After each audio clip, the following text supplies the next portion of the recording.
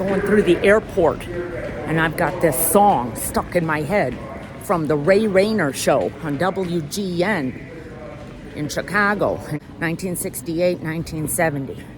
And they would cut away to the Lincoln Park Zoo, and they would show some animals. And this is the song. I've been singing it.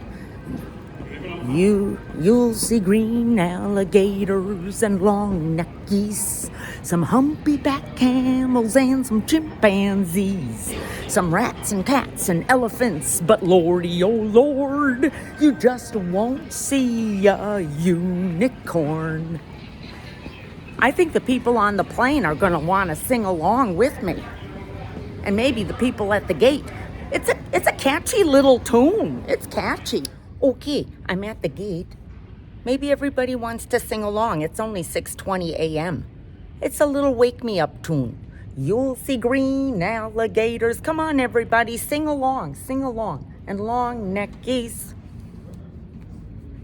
No one's singing. The family's walking away from me, like they don't know me.